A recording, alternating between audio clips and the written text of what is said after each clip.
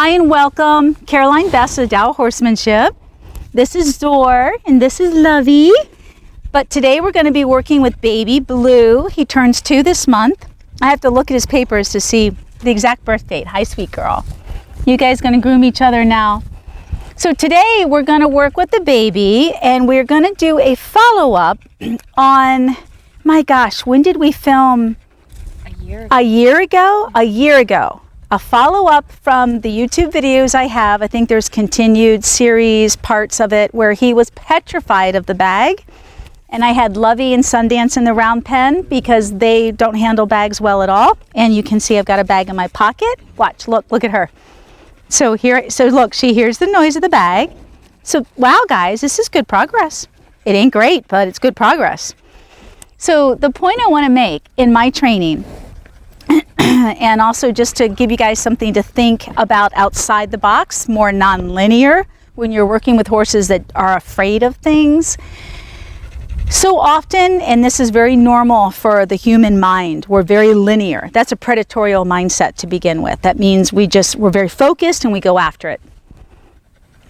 Horses are non-linear, and that's a prey mentality. So when they feel threatened or unsafe, they immediately think, depending on their experience level, that's where a lead horse comes in, they think of the 10 to 20 different ways they can get away from that scary thing. So that's why often when we're working with our horses, rehabilitating them, training them, retraining them, it gets really challenging sometimes. And you're like, oh my gosh, why does this horse keep trying to evade, avoid, or escape? It's because they perceive whatever you're doing as a threat, a trigger, and so they're going to be constantly thinking about how to get away from it. And that's why it can get really challenging.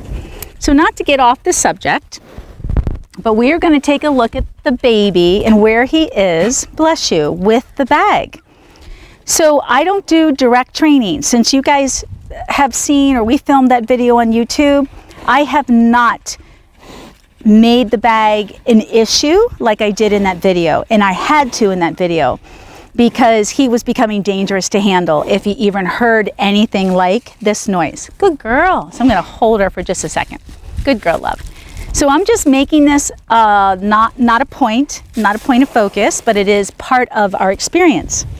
And it always helps when you have curious horses that are not afraid of scary things, because horses learn and feed off of each other.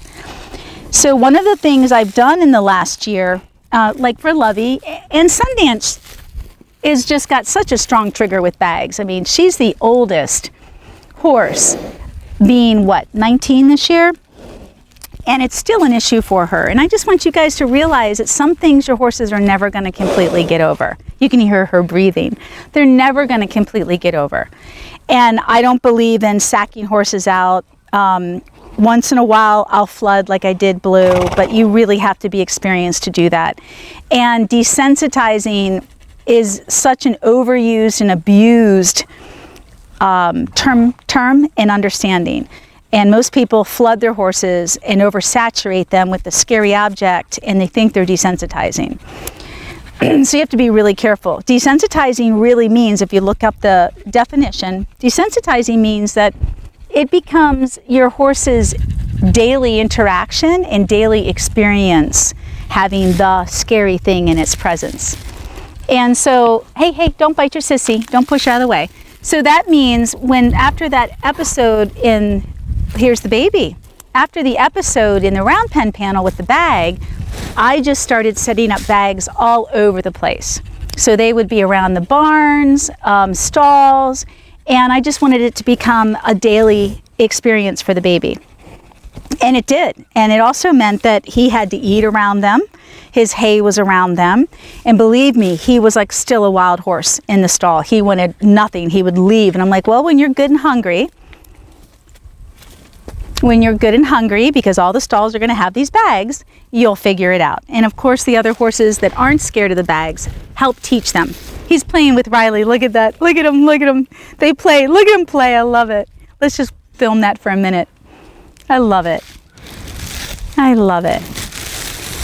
So what we're going to do today is take a more focused look at the baby, where I'm actually going to put some pressure on him. He's not just going to have this bag sitting around.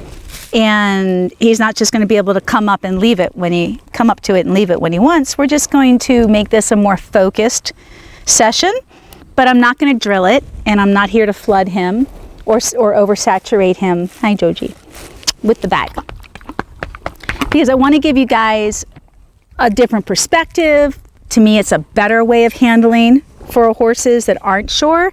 I am not going to include the two girls, Sundance and Lovey, because they're not going to be 100%, and they're going to influence him. 100% okay with this, and they're going to influence him. And I don't need that negativity right now. I just need this to be a positive experience. So I also give carrots and apples, and when Lovey hears the noise and gets all freaked out about it, you know, I show her the carrot or the apple, and then she's got to come and eat it, take it from the bag. So that gives them a totally different and positive experience and association with the noise. There's just some things that bother them. Some of them have had negative experiences with bags. I know Lovey has, I know Sundance has, in their previous training before me. And sometimes it's the noise.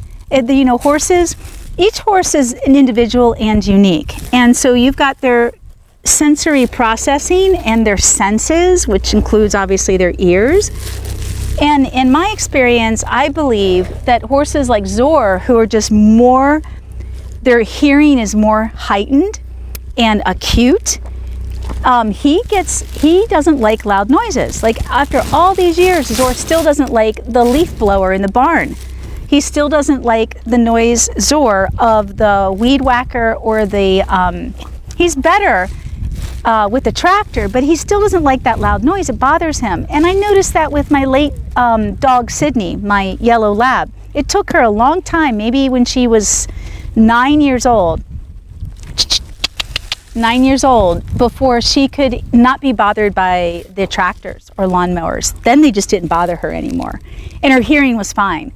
So I'm just putting that into perspective. I know we want our horses to be 100% reliable all the time, and maybe the word for some of you is perfect, and you don't want any challenges or issues. Well, good luck, because it's like saying I don't want my kids to have any challenges or issues.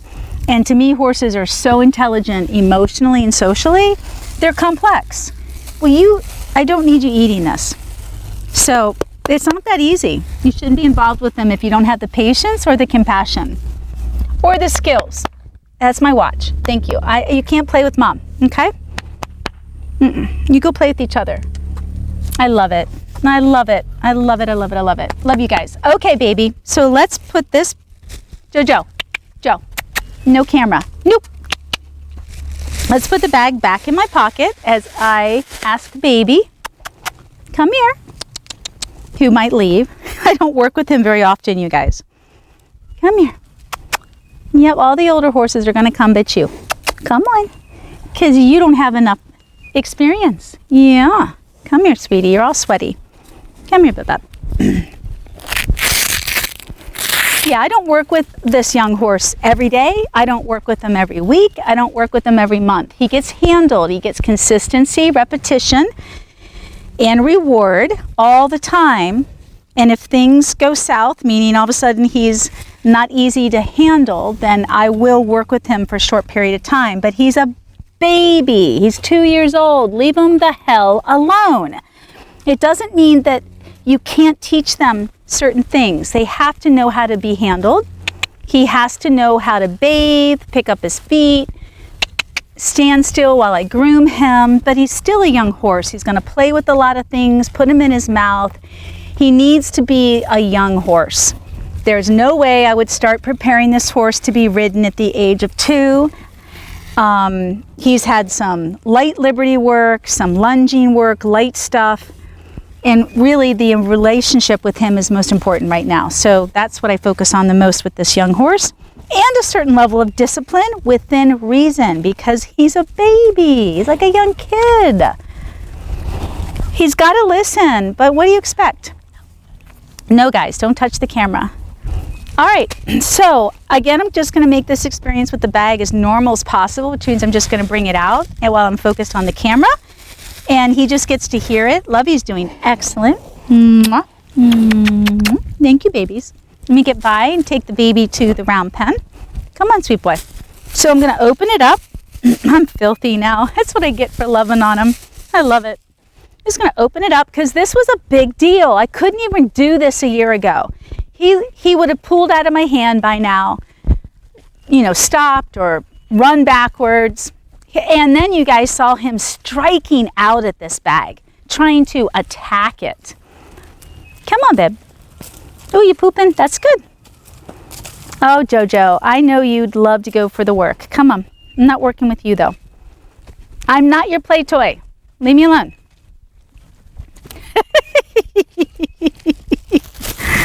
Oh, my gosh. I love it. Leave me alone. You're such a good boy. And such good horses. My buddies. All right. Joe, I know you want to help. Don't take this bag, okay? Leave it alone. No, the baby is getting the bag, not you. You know, horses, I've seen them eat these, playing with them, and they will swallow them, and they come out whole the other end. But you don't want them getting stuck in their intestines too, which can happen. All right, so right now I'm going to recreate the same experience I did a year ago, where this bag is just part of the entrance. Hi, Ledge. Aw, Lele. So show Lay real quick, because Legend always shows up when there's any kind of stress, whether it's a human stress or the horse is stressing. Legend shows up and just stays here the whole time while we work. You are love.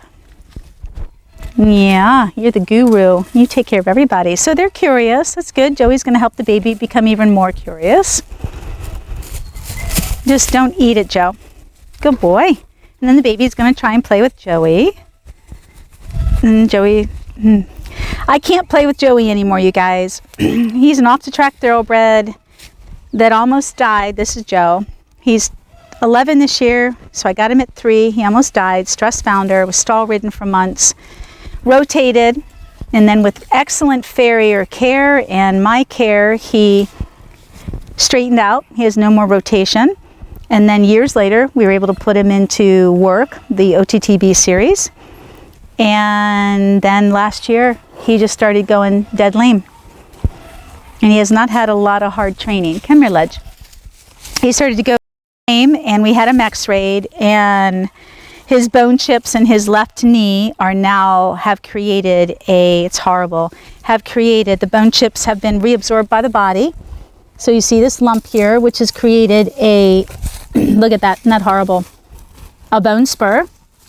Not to mention, he's on bone in that knee. He has no fluid, and he has jagged edges everywhere.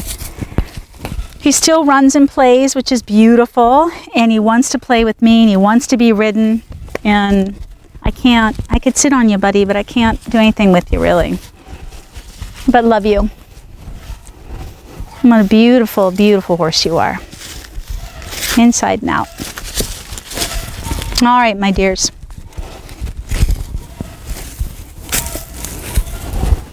Come on, babes. Let's go on in. Here, I'm going to give you a whip, my dear. Very nicely, can just keep him off of you. Yes. And there you go, sweetie. All right, baby boy. I'm going to get you in here. So, you know, what I want to see, because I knew this a year ago was such a big issue, and it was still it was a better issue after we were in here for 2.5 hours. But it was still an issue. And then I just made, like I said to you guys, the bag an everyday occurrence. There were bags hanging all over the place in the barns. He constantly heard the noise. He constantly had to deal with them. They all did. So he's gotten so much better. Come. I just want him to be able to not worry about the bag. And curiosity is the opposite of fear. Good boy. That's excellent. And then, good. I'm just going to have him go in. Go on in, Bips. Good boy. So the object of today is to see where he is, and he's much better. At the end of last year's video, I was able, at the very end of 2.5 hours of him being exhausted, I was able to touch him. He tolerated it. He did not accept the bag on him. So it'd be nice if I could work with the bag today in a very non-threatening way, of course, I'm not here to flood him with it. Right now, I just want him to go in there and not pay attention to it. Good boy. This is much better. If you guys look at the old video from last year, it's so much better. He's much calmer, more confident, more trusting of me. Really nice. All right, you two boys can stay here and hold the space for your little man. Hi, Jojo. I'm sorry, Jojo. I like that you're biting the whip. That's a good baby. That's a good baby. Yeah, that's my baby.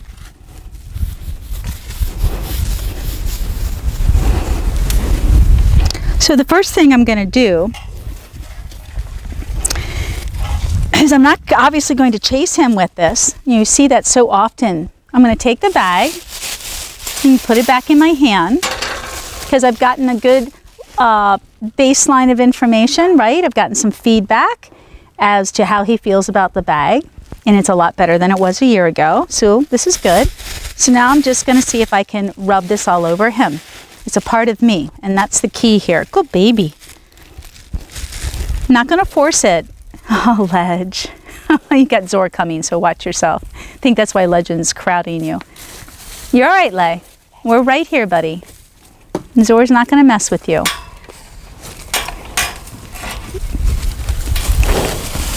Good boy. All right. So if you guys remember or want to look at the video, I mean, he was wild. He was trying to stomp on it, rearing up, striking this. If it got around his feet, he was kicking. I mean, he was a mess in this video. And what I wanted to, and I wrote a lot about this in the description, what I wanted to show you guys was how to passively persist in the proper position in this situation where he was a year ago. To some of you, it looked like I was trying to desensitize him or flood him. I just wanted him to stop acting crazy and wild and get to a point where where he understood it wasn't going to hurt him or eat him or kill him. Because his reaction was so serious and extreme that you have to look for a good place to end. And pretty much anything would have been better than where we started. So I needed to stick with him, and he just was a mess. I mean, he was drenched in sweat when we got done, but it wasn't because I was chasing him around and sacking him out until he was exhausted. He was exhausted emotionally. He did all the running though. And sometimes you just have to stay in that position. You got to know your feeling timing. You got to know when to back off and give him a break, and when to approach again, when to retreat, back away, and when to approach again. Good baby. So he's about, out of 100% interested in this, he's about 30 or 40, which is good. But if I go to touch him with it, he's not 100% okay with that. So this is what I call, I can call it a lot of things. You could say that we are reconditioning him by association. Good boy. And familiarity. What's going to become more familiar? Good boy. And of course, he and I have built a lot of trust in the last year. Tremendous. But he's not 100%. Oh, so take it away. Retreat. So when he gets quiet like that, but he's throwing his shoulder into it, that's the horse's defense mechanism to throw themselves down on top of whatever's threatening them and kill it. And that's what they would do in the wild. He would throw his shoulder down and squish. If you watch your National Geographic and you see a lion going after a zebra, especially in the water when they're drinking and they're most vulnerable, the zebras, and all of a sudden a lion, not so much the crocodiles, because that's just, they can't get away from them, but the lions will come here and try to drown the zebra and throw them down, but the zebra will crush them. So that's what he's trying to do. He's thinking about crushing me right now with this. So why do I even want to bother with this? Well, one, bags are everywhere in our domesticated daily life, especially when we go trail riding one of these days. Bags show up everywhere on the trails. I don't care how much people try to keep their trash contained. Bags are always around me in my truck. And I know, number one, that this is going to really build trust and confidence in me as a partner to keep him safe and as a leader to keep him safe. So that's the number one reason why I'm doing this. And then second, it would be because this is a daily occurrence. You know, bags, the noise, it's everywhere. Now, the thing I want to make really apparent to all of you is that I'm not going to force this. If he can't get beyond this stage, meaning if he can't get beyond me touching him all over, if he can't allow that today, and I might bring one of the boys in to help, then I know we have a lot more work to do that has nothing to do with the bag. And we don't do that much together. Like I said, in the last year, I think I might have spent in the last year maybe 6 weeks total of concentrated training with him. So that's a week here, a week there. Remember, he's young mentally, he's young physically, he's big. I don't want to, stress his body out or his tendons, and I'm not here to run any horse around. So this just is kind of a test. And some of our young horses could care less about these bags, but he does. So every horse, just about every horse, 99.9% of your horses are going to have an issue with something. Something's going to bother them. Good boy. Yeah, that's a good baby. So I approach him and touch him, and then I retreat. Yeah, and you got to pay attention to what you're reading. You see when he gets really tired and tight, and then he leans in, he's thinking about crushing this. And believe me, last year I couldn't even get this close. He was already running backwards and striking out. That's how wild he was. And I told you in the video last year, I've worked with wild horses. He absolutely reminded me of literally a wild horse. It was mind-blowing. I was like, oh my gosh, I've worked with a lot of babies, domesticated. I've never seen a baby act like that. Yeah, so now I'm going to hold it over here and touch him. So this is another way that you can help him identify a good experience and a really good association. And right now he's not even paying attention because he loves my touch. So I'm going to make the noise of the bag so that just reminds him that the bag is still here. And you can see how he's looking away, but he's better. He likes it when I touch him. So it's your job to figure out how you can make this the best possible experience. Come on in, Big. You can help us. The best experience for your horse, you guys. I don't care what age. So many people want to attack this kind of a situation and force it, and you're taught that. You're taught, come on, baby.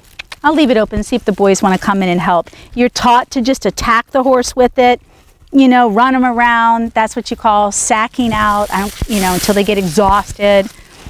And I don't work like that, and there's a lot of you that don't want to work like that. I'm going to leave that gate open, because if the boys come in, they'll help us at this stage, which is wonderful. It's sore. Biggie, leave that alone. Oh, I love you. Look at this, great. So see, this is all the bonding stuff we've been doing. And look at how he just stepped in lovingly. Little mama keeps you safe. Don't forget I got the bag, because God knows I don't want you to flip out on me all of a sudden and forget, and that can happen, forget that the bag is there and then I get clobbered. So be careful, you guys. I'm giving you a lot of my experience right now that tells me just because he softly leaned into me for protection, safety, and bonding, as soon as he notices that bag, he might go little ape shit on me. He's much better with the noise. So look, this is much better, but let's read him. You looking? I want to make sure, is he looking at me, baby? And I want him to acknowledge this. I don't want him to look the other way and then get scared and startled when he sees it. Oh, you have eye goob. Oh, my poor guy. Come here. And take some breaks. Don't be in such a rush, you guys. Take your breaks. Let your young horse or your older horse who's not sure, let them process this and digest it. I'll get to Zor later. Good boy. Yep, I learned the hard way with Sundance. Let's see, Sundance is 19. So when she was 15 years ago, she was amazing. I had her at liberty, free in the aisle of my barn, which had a dirt floor, thank God. At the time, we were still building the training facility. So the doors weren't even on the aisle. We just had 2-inch slat boards to keep my horses out. It was a windy day, 30-mile-an-hour winds. I'm talking to the contractor. She's got her Western saddle on, Sundance. She's 4 years old. She has no bridle. She's just standing there waiting for me, and I'm about 30 feet away in the wind talking to the contractor. The tack room door is open, and out comes one of these bags. Attaches itself to the saddle right here. She frickin' wakes up, you guys. I mean, I saw the whole thing, and I'm like, oh my God, I just knew. What's my horse gonna do? Because I never use bags around my horses. They were always there. I don't train with bags or flags, by the way. Attaches itself. She literally is like, and it's blowing like crazy. So it's making the noise and making the movement. So she just gets as big as she can. She does like I'll move Sabrina. She does a roll back, takes off the other way, runs through the 2-inch slat boards. At that time, I only had Legend, Smokey, and Sundance, and my donkey. So she's running, I'm running after her. She's plowed through this board and is looking for the boys, her safety at the time. She's new to me. They were all new to me.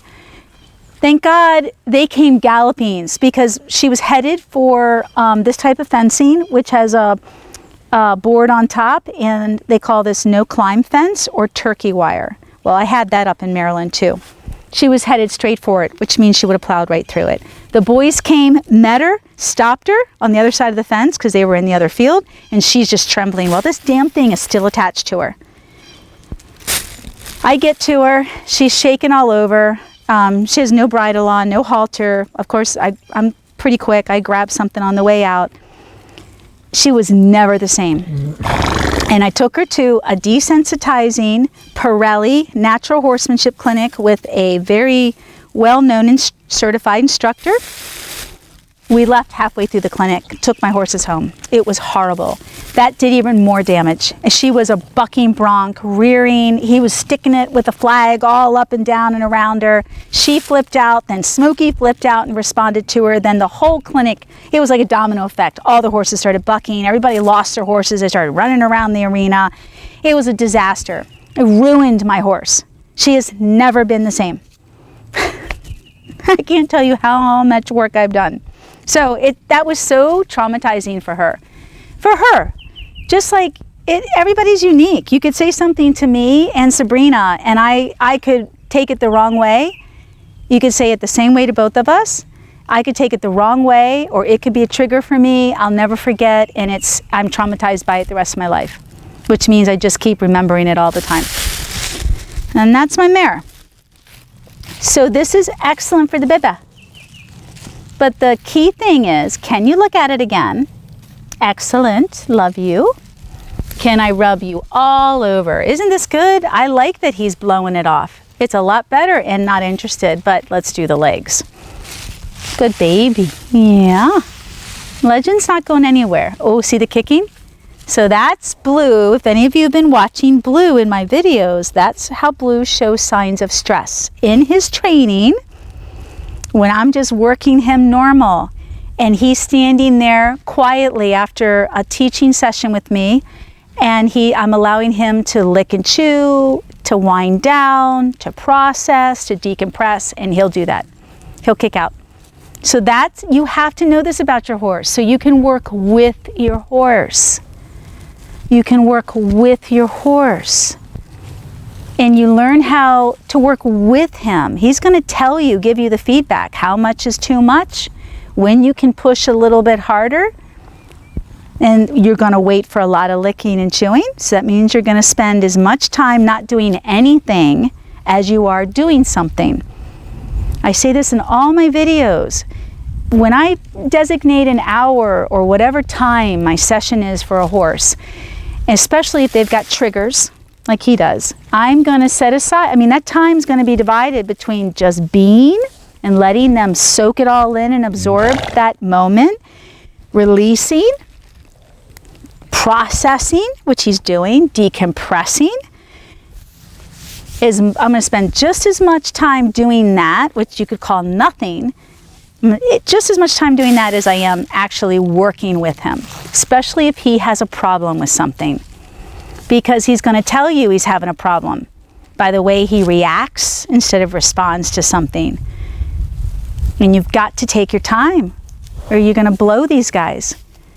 And blowing them means they're going to go into self-preservation, fight, flight, or freeze. And freeze for a horse means they just shut down. They go deep within, they check out, they go on autopilot, and they shut down. And a passive personality in your horse, which most horses are very passive by nature, they're going to choose that. And you're going to think they're easy, they're calm. Really, there's nobody home. They're done.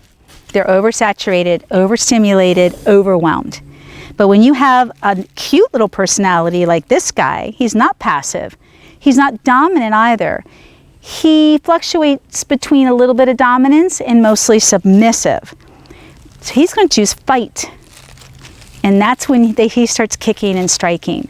And so when you are training your horse or retraining them and you start to see these signs, it tells you more about who they are. And then you can learn what's the best approach for that horse.